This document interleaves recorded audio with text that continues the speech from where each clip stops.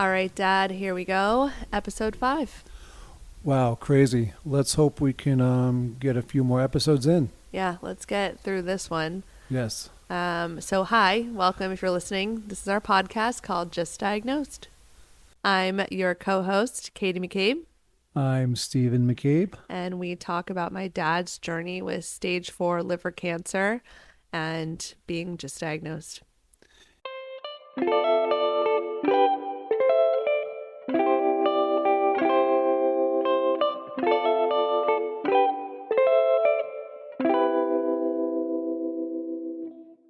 Yeah, and crazy. Good thing we delayed this episode by a day or two because I don't think I would have been able to do this episode either yesterday or the day before. Yeah, so just to give you guys a tone for the episode, we had a really hard week. My dad had a hard week. Yeah, it was a rough week, but we will share that info in just a little bit. But just want to talk about a few things before we get to there. Yeah, absolutely. So this is going to be a very open and raw and real episode that we're going to bring to you guys today. So we appreciate all of you guys listening. We appreciate all your downloads and your listens on our last episode. We got more questions this week, so that's really awesome. But yeah, we're going to talk about a lot of stuff. Yeah, we're this gonna be time. talking about some real life shit right here. Real life shit right here. So let's get into it.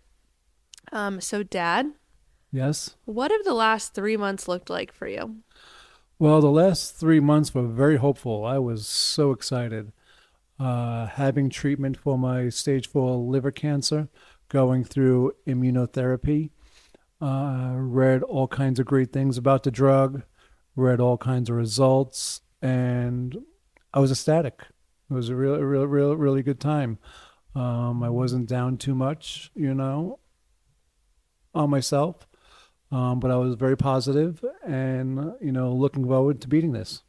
Yeah, and I mean, you've gotten a really good handle on your diabetes too. I mean, unfortunately, you lost a lot of weight, but I think that you've been able to manage your health. You've been, really positive in your outlook on this, really working towards this goal of beating cancer. So, how have things changed for you physically since you started treatment?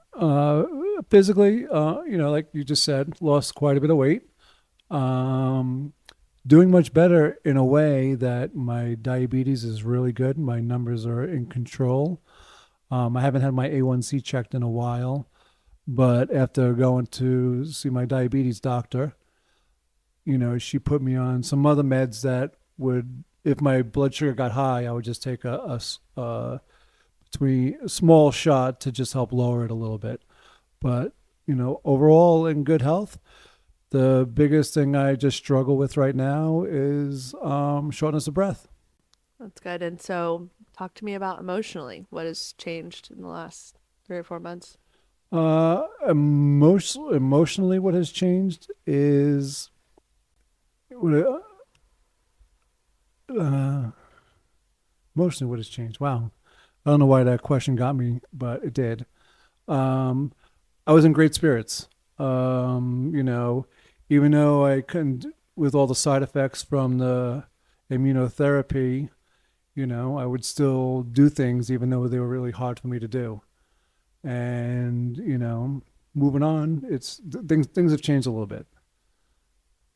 So, let's talk about the stages of cancer and what it is, being in stage 4 and what that looks like for you. Yeah, I think this is really important for everyone to know. Yeah. Most people probably don't even really know No. what all the different stages are, and how cancer is staged. What they do is they focus on factors like the tumor size and growth, tumor location, and whether whether the cancer has spread beyond its original site. So, for an example, there's actually a stage 0. Did you know that? I feel like I did know that because I was looking up something, but tell me more. Yeah, there is a stage 0. Stage 0 also can refer to precancerous cells. Most stage 0s are curable. Yeah. Stage 1, the tumor is small and contained to one area. It hasn't spread nearby to any lymph nodes or any other areas of your body. So stage 1 is pretty low. Yeah, you got a fighting chance. Yep. Stage 2, the tumor has grown larger and possibly spread to nearby lymph nodes, which you really want to keep an eye on because Right. you want to get that treated right away. Stage 3, the tumor has grown deeper into surrounding tissues and has potentially spread to nearby lymph nodes. So as you see, as it's going along, the stages go And there's cancers higher. in more part of your body, More not pa- just one. Right, exactly. And then stage 4, cancer has metastasized outside of the original site to other organs or distances area of your body. This is also known as what was the word? Metastatic cancer. Yeah. So it's very severe once you get to stage 4. Yeah. At stage 4, your life really does change. And I think we knew like that stage 4, like what the F? Like, you know, when we were told that, it was shocking, it was crazy. And you know it's bad, but we hear of people with stage 4 like coming back, beating the crap out of it. Like you can do stuff for that. So I think that, you know, my understanding of what the different stages of cancer were different than what I originally thought. Yeah, and what I don't understand is how I woke up one morning and I had stage 4 cancer. How? Like how can it be you who goes to the doctor, who doesn't shy away from this kind of stuff, who, you know, gets checked out, who, unlike my husband who hasn't been to a doctor in like 3 effing years, like, Right, you know, right. like how does that happen? How do you just wake up the next day and have every single one of your organs being attacked? Yeah, it's crazy. I don't know the answer to that. I know. And the doctors don't know the answer to that either. That still is the most frustrating thing for me, I think, right, is that there's no reason. There is no rhyme or reason. No, and the only thing I can share out there, like one of our main focuses with this podcast is to help people. And so for everyone out there, get checked. Yeah. You know, if you haven't had a colonoscopy, you know, get one done. Anything you can do to try to check yourself, you know, the earlier you catch something in your body, the better off you'll be. I actually, funny thing is, I had a old high school buddy text me, and he said he goes, "Hey man, I haven't been to the doctor in years, and I really don't want to go get checked." And I'm like, "Dude, you gotta go get checked, you know, just to be safe." Because he's a single parent, Yeah. and he has a little girl, and not little girl, she's older now. Like, you know, I forgot how old we are. And you got to get checked because you want to be there for them as they get older. So as we've talked about the different stages, let's talk about basically what happened this week. So you went to Moffitt, which is a great cancer center here in Tampa, and you got a second opinion. And I think one of the things you shared on the last episode was about, you know, the great doctors, the ones who made you feel seen, who said that they were going to be able to get this, you know, quality of life back for you. Yeah, it's crazy. You know, it's funny. A little side note. You know, I watched the show The Bachelor with my wife, and at the end of some episodes, they always say that one word that someone always keeps saying all the time. I feel like my word is crazy on the on the podcast. Yeah, no, I checked. I was like going through episode 2 or something. I think I said that's crazy like 13 times. Yeah. And I've tried to get myself to stop since then. Yeah, it's funny. It really is funny. Now I lost what we were talking about. No, you were going to talk about you know, you had a good experience with your preliminary call with Moffitt. Yeah. So, actually, a week ago from today, you know, we were getting a second opinion from Moffitt, which, you know, even the place I was going to said, yeah, you get second, third opinions. Definitely should do that. So the doctor was great. He was awesome. And we were really looking forward, you know, to talking with him on Monday, finding out the results and finding out whether, you know, how everything is going with what we're currently doing. So what stuff did they have you do? Like what they had you go in for tests? Yeah, they ran blood. The biggest thing they did was they ran blood work. And the biggest thing was the CAT scan on my liver to see how it was going since my first treatment, because I've already had 3 treatments of immunotherapy. Yeah, and for you guys that aren't aware of the timeline with treatments, he has treatment every 3 weeks. So it's a long time of those, and it's a good amount of treatment that he's had put in. So you had that meeting with them on Monday, this past Monday, and what were you hoping to hear? I was hoping to hear that, the tumors has shrunk a little bit. I wasn't expecting a miracle that, oh man, they're gone, but I was expecting that, hey, we have some good news for you. It looks like the immunotherapy is working, and, your tumors have shrunk a little bit, and you should probably continue on the path that you're currently going on. What actually happened? Well, that's not what happened. I got to laugh about it so I don't cry. Yeah, Well, there it comes. sorry. Well, the tumors pretty much doubled in size. And as of right now, it doesn't look like, the immunotherapy is working, which is not good because can't operate, can't cut any out, can't do any of those things. The doctor was great. He was awesome. Um, he said, the best thing we could do is just try to find you some trials that can actually, help. I mean, so pretty much that's what I'm down to. I'm down to scrambling to find some trials that might actually work for me. Because you figure I was diagnosed on December 23rd, started my first treatment right in January, and here it is, middle of March, and not looking good. Not looking good. And this is real life, Yeah, people. I mean, I'm sure there's people out there worse than me. They have the same news and they're going through it. yeah, And there's probably some people that they get better news, because it works for them. But, I was about to use that word crazy, but it, it, it's rough. After that whole call and everything, next couple of days were horrible. How does that happen? So, putting on my hat again after crying. And so, when you're being told this kind of news, walk people through it who have never been told bad news before. I mean, I'm not gonna lie, until going through this shit with you, like, I don't know. I have been through some really traumatic stuff, but being told bad news like that, how do they say it to you? They just come out? Like, what would you prefer? Well, this one this one we were actually on a Zoom call. Okay. We were on a video call, and actually the last two calls with them has been Zoom. Yeah. And the reason why we didn't go, and this is through Moffitt, they've been great so far. Uh, they're they're just far, it's like an hour, a little bit over an hour to get there. And they asked if we were okay with Zoom calls, and we said yes. Yeah, get it faster. Yeah, and he was good. He was direct, which is what I needed. Right. I didn't need someone to consult a doctor to put it a different way. I just wanted a doctor that's going to tell me what the truth, what's going to happen, right to the point, and he did.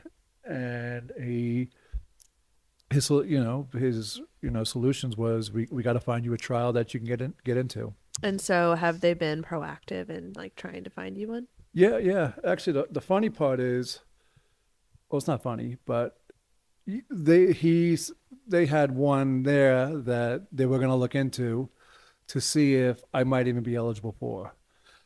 Trials are really hard to find. Yeah. For those of you that have liver cancer like me, I hate to say it, I mean, it's kind of like good luck, because someone, I'm fortunate. I have a wife, and she has a network of She actually knows everyone. Yeah. female friends and stuff that, it's like an army. They go out there and they're trying to help me. Yeah, I mean, mom too, just getting on to the clinical trial website, because I actually didn't know this until she told me, was that like there's an actual site where you can go and search every clinical trial that's currently going on Yeah, online, yeah. and like all throughout the US and the world. And I mean, she can go right on there, and but it's hard to filter through. And that's the other Oh, thing. oh, you got to be a doctor to understand half this stuff. You search liver, and of course, like 100,000 come up. Yeah, and you don't know which ones are real, which ones are not real, and No. I feel bad for the people that don't have the resources Yeah.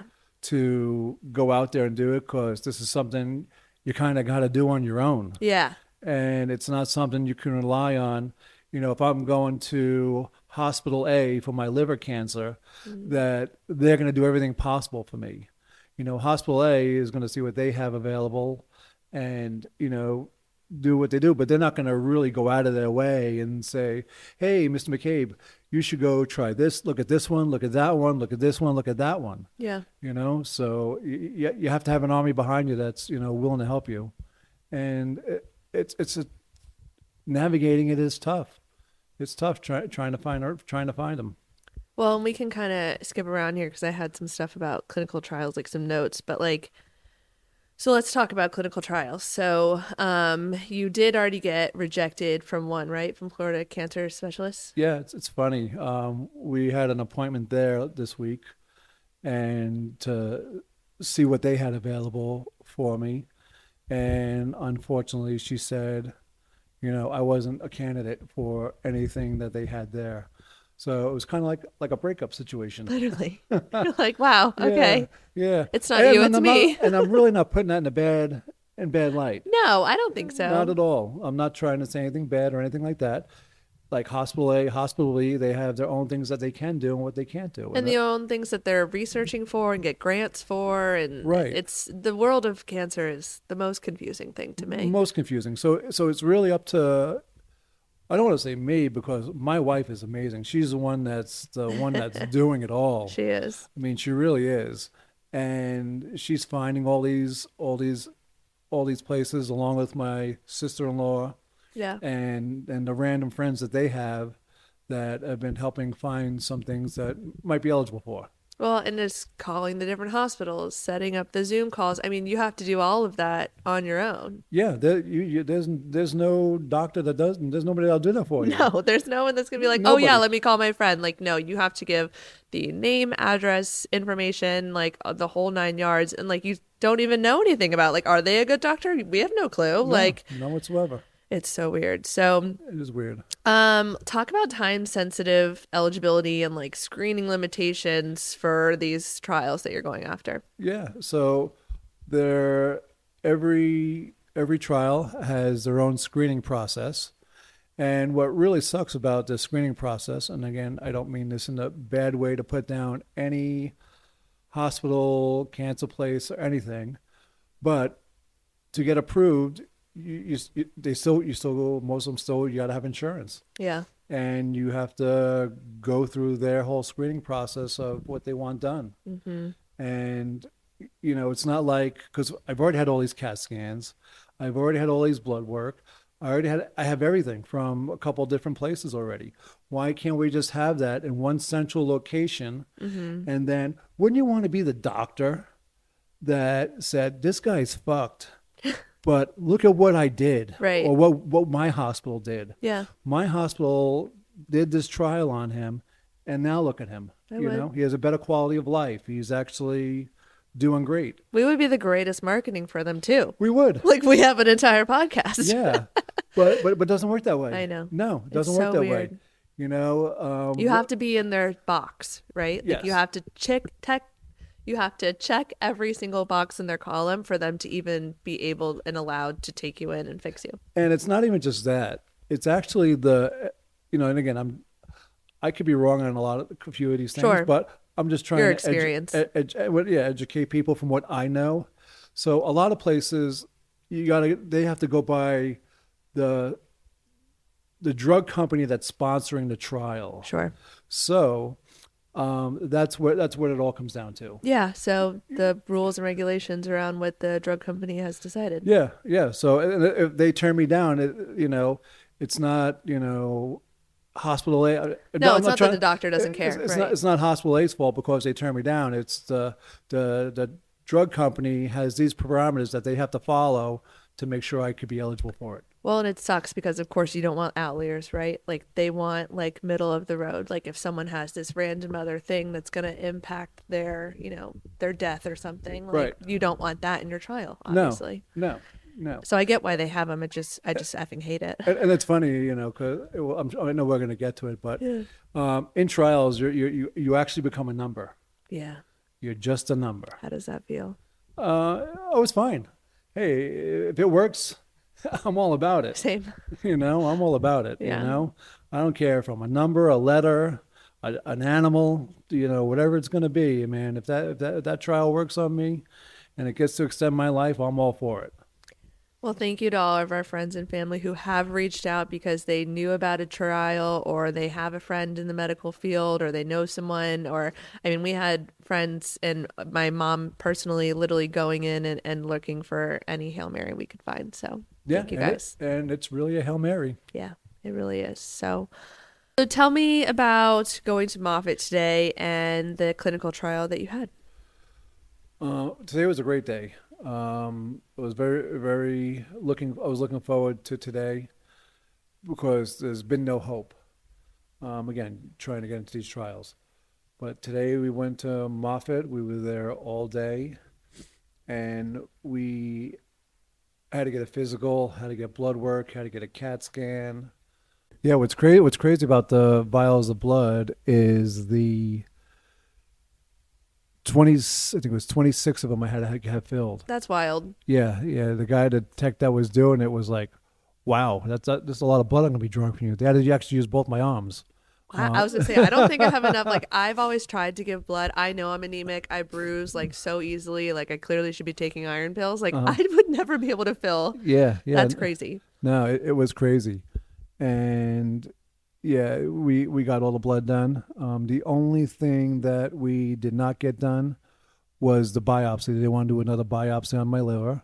Okay. And what does that mean? Like they shove the needle in there and pull something out? Yeah, I got to go under and they're probably going to cut some of the tumors just to get little pieces of it, I think. Yeah. Just so they, they could tell what kind of cancer it is. Because that's all of these things are going to determine whether or not I am eligible for this clinical trial. Mm-hmm. And this clinical trial, they're only taking 32 people. That's crazy. Isn't that crazy? That is just wild. 32 people. How many people out there want to have, But let me rephrase. It's also specific to the cancer I have, which is what really gives me a lot of hope. Yeah.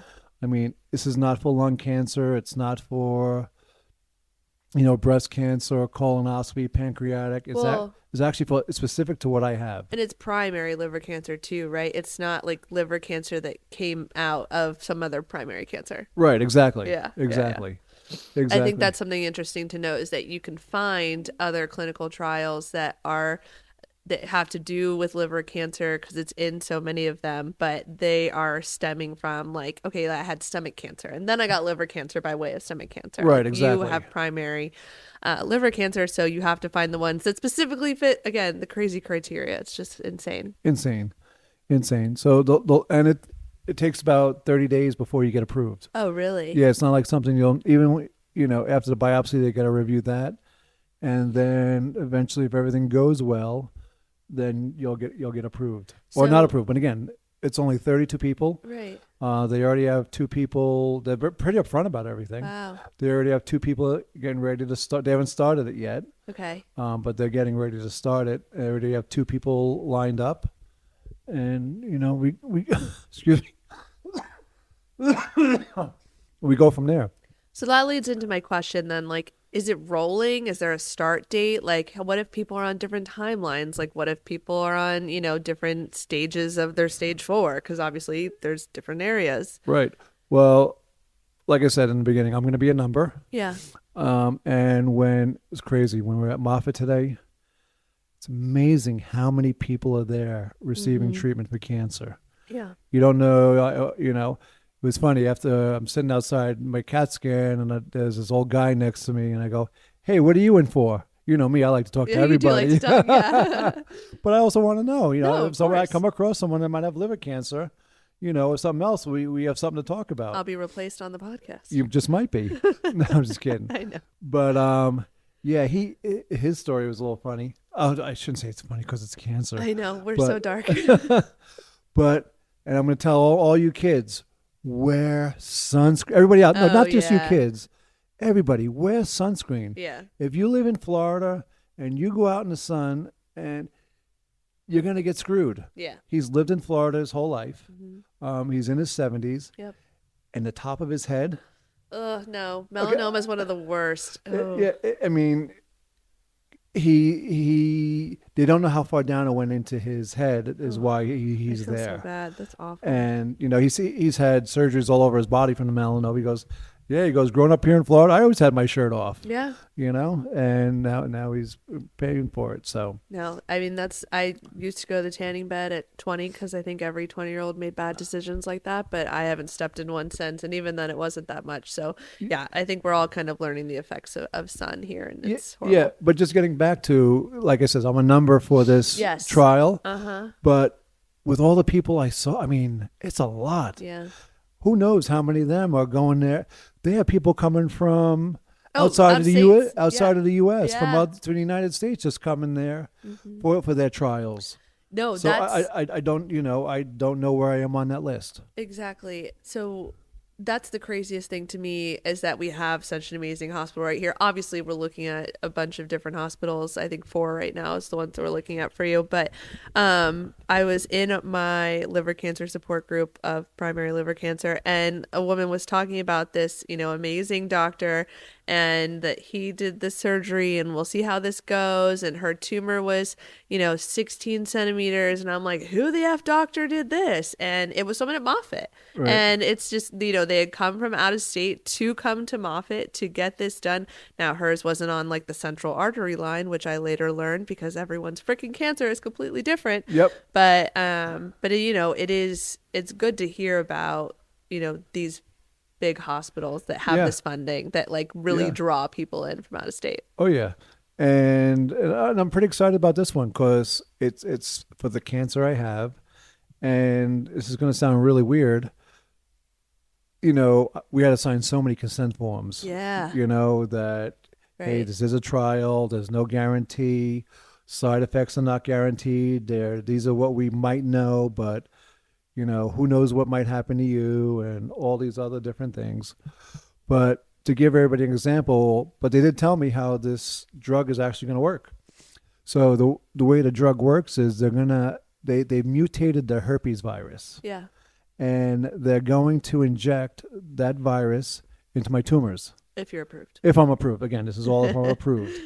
And, on top of that, I'll also have immunotherapy as well. Okay. So we'll have that fighting against me, but the herpes mutation is a different kind that it'll attack it. So it'll break them up, and my body and immunotherapy will actually attack it and hopefully do something about it. That's crazy. It is crazy, but I don't know why, but I'm excited about that. I mean, it sounds cool. Now, let me ask you a question. What do you think your number one question would have been to the doctor about the herpes virus being injected into your tumors? I'm afraid to ask this to my father, but like, how does that affect your sex life? No. Is that not your first question? That is not your first question. That's absolutely mine.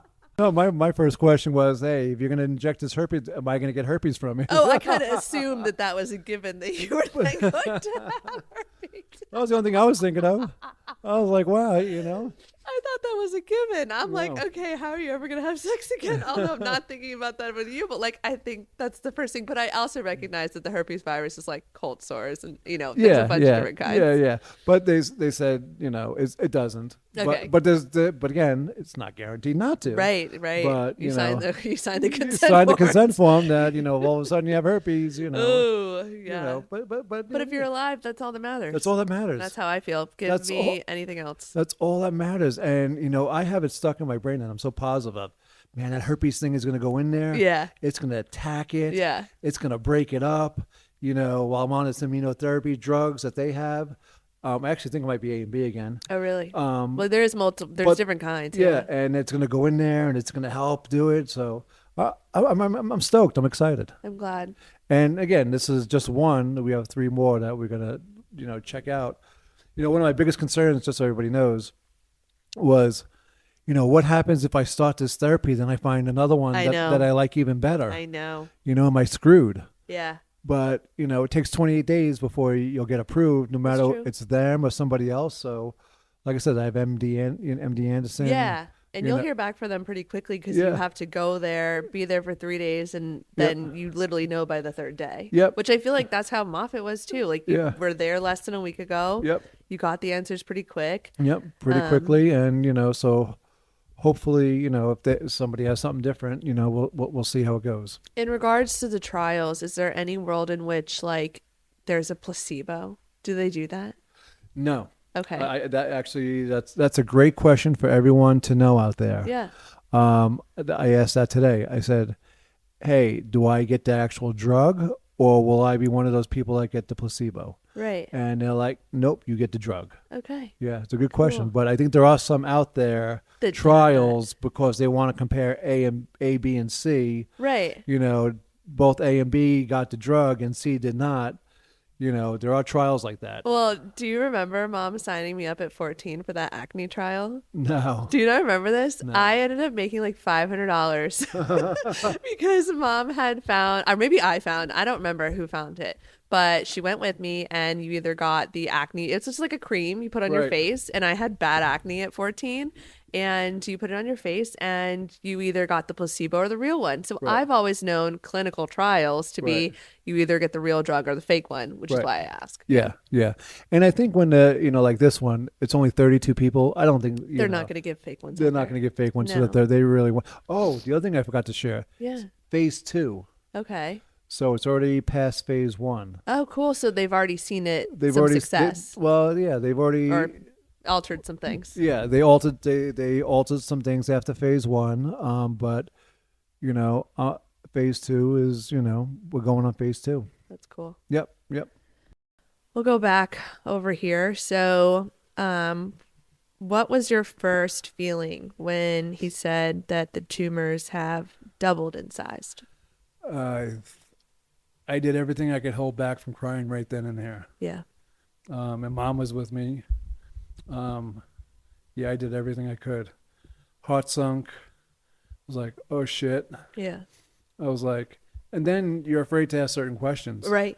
When the question was, didn't ask, and I don't know why I didn't ask it, but it's been 3 months. It's double in size. Yeah. How much longer do I have? I know. It's my word. It's the question I hate thinking about the most. But then again, I know in a way, I kind of know the answer to that Sure. question We've all Googled it. is they're not going to answer it. Yeah. Yeah, They that don't too. know. Yeah, they don't know. They don't know. And they don't know. And you could defy every single freaking odd because this has defied every odd. Like, Yeah. in what world were you supposed to get cancer? Yep. Like, that defied every odd, anyways. Everything. And the only thing you can do is stay positive. Look, really try to be as positive as, keep telling yourself you're going to beat this and all these things. But it is hard. I'm not going to lie. Yeah, it is hard. What we talked about your shortness of breath being still pretty freaking awful. So, what does that mean? What is that doing now in regards to like the lymph nodes having grown and like the cancer having grown there?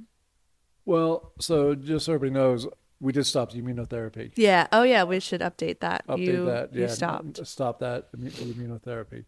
And how do you feel about that? Like, I mean, I know you didn't love going, but like, Yeah, I didn't mind going. I didn't mind going at all. are you, I mean, obviously, do those side effects hopefully end? Do you think that those were cancer side effects? Were they treatment side effects? I don't know the answer to that question. I know quite a few of the side effects were definitely probably from the immunotherapy. Definitely know that. And part of that was confirmed by talking to someone about a trial that, hey, I have all these fevers and stuff like that. They confirmed that stuff. The oh, yeah, I'm sorry, I lost. What was it again? Short-term memory loss. Short-term memory No, loss. just about the side effects. Like, do you think those will leave? Like, what's that gonna look like? Well, I think my shortness of breath is not going to go away right now. Mhm. I don't know if it's going to be a lingering effect from the immunotherapy. I feel like my breathing is a little bit better, but I still walk 10 feet, 20 feet, and Right. then I still gotta, just take a break. Yeah, you're tired. So, but all the other things have gone. The only thing that bothers is annoying as hell right now, and it's just it's actually I believe just a part of the cancer from what I read, is the friggin' itching all over my Mm. body. I mean, and they say that's from the liver cancer, but it's horrible. It's horrible. Yeah, that is actually awful. I can't I imagine mean, being in that itching shape. shouldn't sound like it's a horrible No, thing, it's pretty bad. I don't but know. after nonstop for 3 months and you're scratching the shit out of Ugh. yourself, it's my wife has threatened to put band-aids on my Oh fingers. my gosh. I'll have to get you those little like rubber tip And gloves. honey, I'm just kidding. I will put band-aids on my fingers if I have to. No, we'll just buy you those little rubber tips that they do for gel nail soak There you ups. go. There you go. Okay, so you're growing up, I don't feel like you were ever like an angry or a mean parent or anything for me. Like, yeah, I never had that experience, but did you feel any anger when you were told this? Oh, I don't know if anger would be a good word. Well, it could be, No, I mean but scared, I would resentment. say frustration, Yeah. frustration, disappointment. Um, you know, anger too. Yeah, no, I guess I you mean, could. that's what I am. Yeah, And I yeah. know, I mean, I kind of shared that with you on Monday that like I was really annoyed at Hospital A and because it's not in their pattern or whatever their procedure or whatever, however it's called, to have done the scan at this point. And my point was, okay, well, if we had waited another 4 weeks or whatever to do the scan, like what the F size would they be then? And that causes me anger at them for no real reason. No, but because if you're in the throes of it Yeah. and you have family members that are researching all the time for you, there's stuff out there about the immunotherapy and I think you might have read it on some of the Yeah, on the blogs and on the stuff. blogs and stuff that I'm trying to think of the word. That it can go bad before it gets better. Right, it Yeah. could go bad before it gets better. Hmm. So we've Or had take a long time to kick in or too. take a long time to kick in. So you just don't know, and then you're at your own personal discretion on where you want to go from there. So after you left that appointment and you got such awful news, what was the first thing that you thought of that you needed to do next? You mean right after the doctor Sure. just told us the bad news? Yeah. I just thought about life. Yeah. I mean, the next 2 days it was atrocious. I don't know if that's a good word to use, but it was hard. It was hard just to focus. Yeah. I mean, I couldn't look at you. No. Um, yeah, it was hard. Did you sit around on the couch? I mean, what Yep, does sit that look around at the like? couch and thought the worst things possible. Yeah. I You think know? it's good for people to know that's normal. Yeah, yeah. I mean, just the worst things I could think of, possible, and then, but you got to get yourself out of that. Um, How do you? it's not easy. It's not easy. I think how I got out of it was my wife. I mean, you know, she was my rock. She's there. She, man, it's tough. Yeah. If it wasn't for her, I don't know where I would have went with it. Yeah. I would have went deeper and darker, possibly. Who knows? But she kept me from going there. And she's like, "We're gonna find a way out of this. We're gonna make it happen."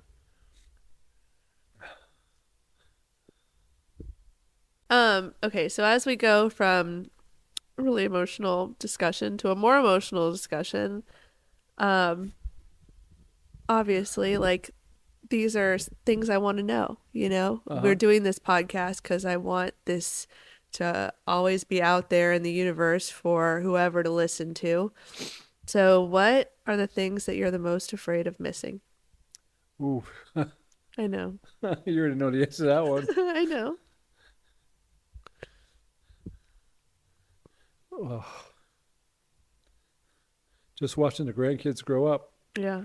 That is number one. I love you guys, but the grandkids are right up there. Because I've already seen all you guys do all That's your how I shit. feel, That's how I feel. I'm like, I've had 32 amazing, and it's so rude to say this. It's so awful. But it's like, I've had 32 amazing years with you, and I just want her to have 50 more. Do you feel like you've had time to process this, or is it still sinking in? I've had time to process it. Yeah.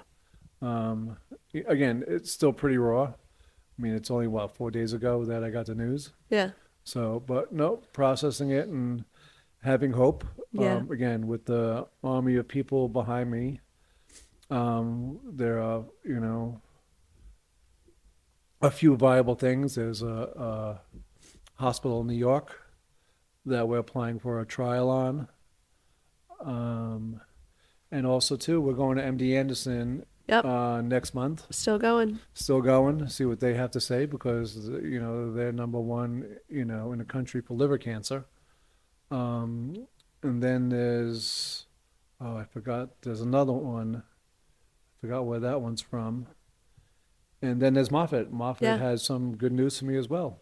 Yeah. The toughest part I have is keeping up with all these things and all the different charts. I got a FYI, if this happens to you, be prepared that you're going to have to do a lot of signing up for, every place has their own charts and everything else and Their own accounts and their own stuff. accounts, and you have to create them, and sometimes it gets a little confusing. Yeah. There's something that I deal with too. I don't know if you deal with it, but I struggle with the line of being, and I might even be called pessimistic for this too, but like of being realistic versus trying to remain positive. Mm-hmm. I feel like you stay on the trying to remain positive line, as you should, Uh-huh. but I definitely struggle with, you know, wanting to be realistic with myself, especially when I had, and I'll say from the beginning, in talking with my brothers, we obviously searched everything and Googled everything about liver cancer and how this, what this is like. But I will say I really started to have so much hope with this, Right, yeah. with treatment and like your attitude and be really stoked and really excited about, what you were doing and what was going to come, and the AFB marker was lowering, and I was like really stoked, and it's definitely starting to get really really positive. And then to be crushed like this, I'm like, well shit, I should just go back to being like realistic and like just talk to myself like that. Yeah, no, you can't be that way. You have to be positive. You have to have faith. You have to believe in all those things. If you don't, you're just going to go down, a path that's going to be dark and not good. Are you going to go down that path that's dark and not good in the very beginning for the first day or two? Yes, you are. You're going to go through that, and hopefully, for me, like I had my wife to keep me from going, further. You got to find a way out of that, and I can tell you right now, I'm really not afraid of dying. Yeah. I have no fear of that. It's weird when I can remember as growing up, man, what happens when you die? Where do you go? Does your body just cease to exist? Do you really go here and it's like, wah? Or, if you did a couple of bad things, you go down below the earth and you're kind of screwed. But, I have faith, I believe, and I'm not afraid. Yeah. Again, what I'm afraid of are the things I'm going to miss. Yeah, I think That's the biggest thing. that's the hardest one. And that's why I try to stay positive and believe I'm going to beat this. So this is a weird question that I wrote down, but like, how do you even begin to tell people that like you're sick and this is your life? I tell people all the time, Yeah. screw that shit. We've been so well with the coughing. I feel like you've definitely lessened on the cough. Do Yeah, you? I definitely lessened on the cough. But I don't think that was I don't know. I don't know. I need my wife here to remind me of whether I thought it was from the drugs or whether it's from, Regular old cancer. regular old cancer, but it's, and the other thing we didn't discuss, Yeah. it spread to my stomach. Oh, right. No. Yeah. We missed that. Yep, we did. So it's not just on my liver. There's some suspicious spots on my stomach now Yeah. that we're concerned about. Yeah, so we had talked about the lymph nodes that were impacting you. They were on your back area. I mean, basically, like in a shitty way of saying it, it's attacking most of your body now, right? Yeah. It's my body's putting up a good defense, Yeah. and it's like a war. Right now we're doing. I got everyone's going on all cylinders to try to prevent it from going to all different parts of my body. Sure. But it's a war, and you just hope we win it. Well, I want to ask you some questions, some reflections, things that I'll always have out in the ether. What is something you want people to know before you die? Um, Something well Anything. Anything you wish people would know about you before you go. about me is Do you enjoy bird watching, I don't yeah, know. no. Everyone knows I love to play basketball. Everyone Right. knows I love pizza. Yeah. Um, yeah, nothing I can really think of. Did you ever do any really crazy drugs when you were younger? Can I plead the fifth on that? No, really? I always thought you were the straight edge child. I'm kidding. I'm No, kidding. I mean, I would just, there's things that you never get to ask your parent, and, Well, there are some things you never get to ask your parent and put online. that's true.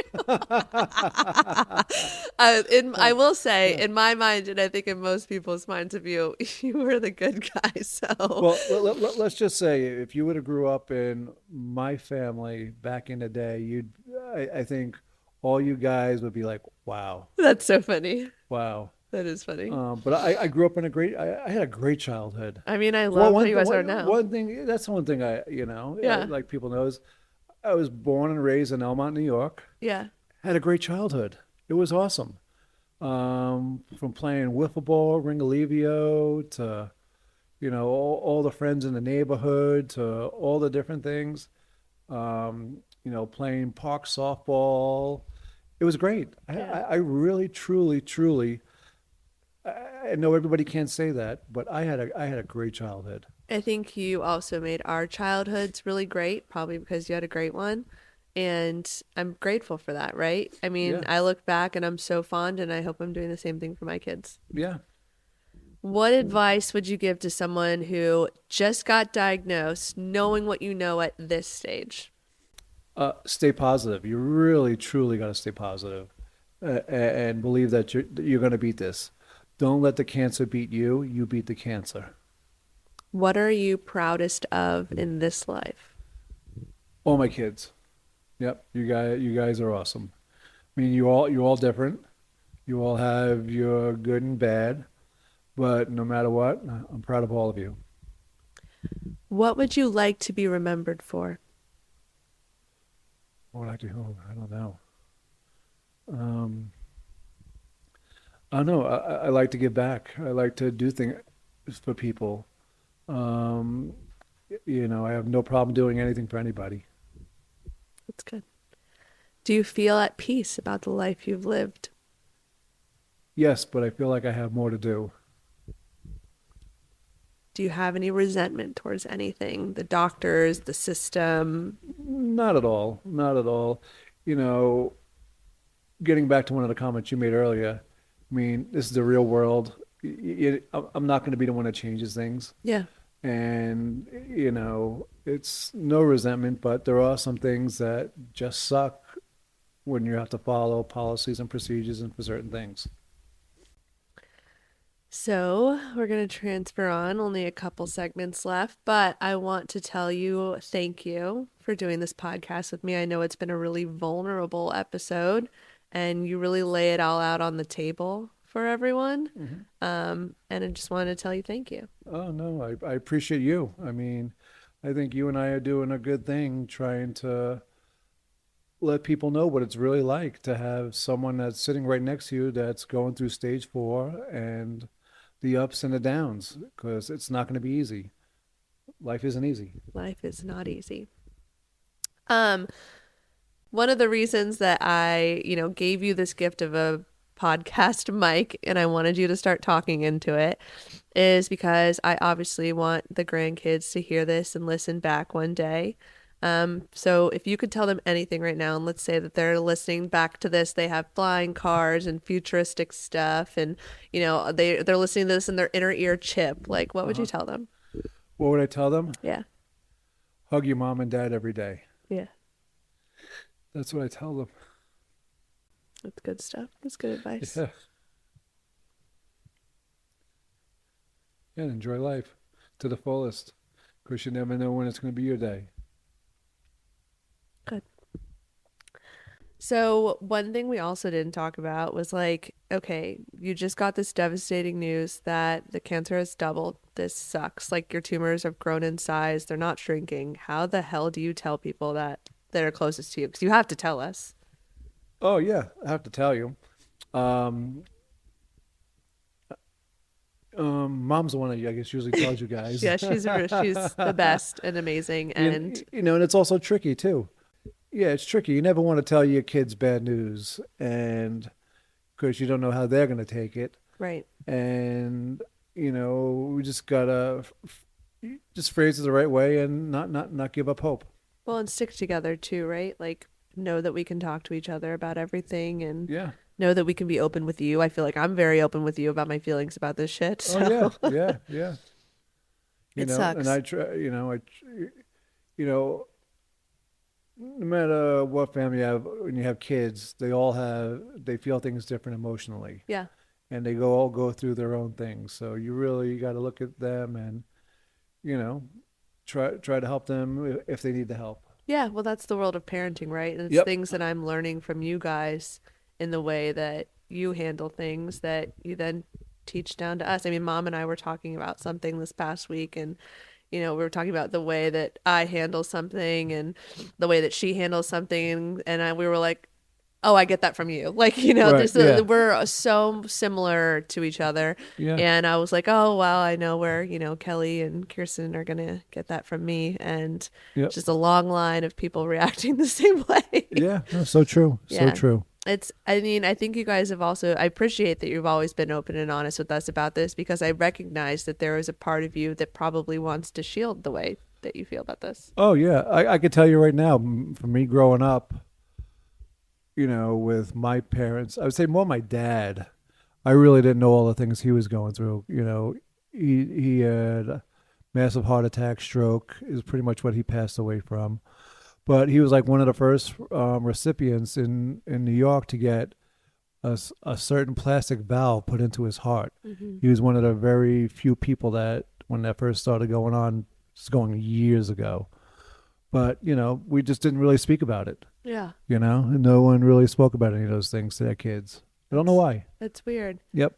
Well, let's do our questions, if that's good with you. Let's go rapid questions. Okay. I know this has been a long one. From our listeners, hi, Steve. My mom has cancer and I am trying to support her. What's something people say to you with good intention that actually kind of sucks to hear? Anything someone has done for you that is really helpful or encouraging? It's all one question. They didn't write that very well. Yeah, no, it's okay. I mean, I don't know if this is selfish or what. Yeah. But I love hearing from people. Yeah. That just send me a text. Hey, Steve, I'm just thinking of you. How you doing? Mm-hmm. That's with no expectations. no expectations. No expectations. And, it brightens my day when someone shoots me a text. And so back to the first thing is, what's something that people say to you with good intentions that freaking sucks to hear? When they send me I do have some people that send me some stupid stuff about, hey, have you looked into this? Have you looked into that? The conspiracy theory stuff. Yeah. Yeah. That's annoying. Okay, so then my only other one, we only got 2 this week, so please guys, send us in your questions. Give us something good. This one says, I don't have a question, but I just wanted to say how much I love the podcast. Steve, your honesty and strength are so inspiring. I'm praying for you and your family. Oh, well, thank you so much. Don't know who you are, but, I appreciate it. Thank you. Yeah, these are all anonymous, so you can send them our way. Yep. Well, Dad, give us your final thoughts for today's episode. Anything you want to leave us with? Yeah, it's amazing how you could be so positive and hopeful one day, get crushed within 24 hours, go down a deep path of thinking of bad things, to having a lot of hope again. You're definitely better today than you were the other day, I a mean, couple days ago. it's just crazy. It's crazy how emotionally you can go up and down. So it's going to be a roller coaster, people. If you have cancer, I know it is. And, stay positive and, have faith. This is only season 1, baby. Yep, let's hope we can get to season 2. We will. All right, how many episodes in season 1? I think 10. Oh, wow. Okay. Right? Good. I don't know. Well, we can take a break whenever you're ready. I mean, I thought we were going on a break this week. Not gonna lie, I was like, we're gonna need a break for a week or so. Yeah. Well, I had a 2-day break, but I really think it's important for people to know. I mean, the emotional part of this, it's up and down like a roller coaster, like I just said. Yeah. No. And it's good for people to know, to be prepared that I'm going to be going up and down, and I don't know if it's going to help someone to know that, but I think it's comforting to hear that, yeah, you can be knocked off your freaking rocker in the middle of nowhere. Yeah, and to hear that, shit, I might die in a couple of months. Yeah. Which is crazy. Yeah. I mean, or it could be a couple months, could be 6 months, could be a year, whatever it is. But it's not looking really good for you. What are you going to do about it? What are you going to do about it? What are you going to do about it? And here I am, with the army I have behind me that are amazing people, going to fight it and going to win. Well, thank you guys so much for listening to today's podcast. As always, be sure to submit questions on our website, justdiagnosedpodcast.com. You can send them in. They're completely anonymous. You can follow us on Instagram at justdiagnosedpod, on TikTok at justdiagnosed. And please find us wherever you listen to your podcast and rate us 5 stars. Dad, anything else to add? No, thank you all for listening. This is fun. This is a stress relief that I look forward to. Yeah, I love doing this with you. Yep, I love it too. All right, see you later. Bye everyone.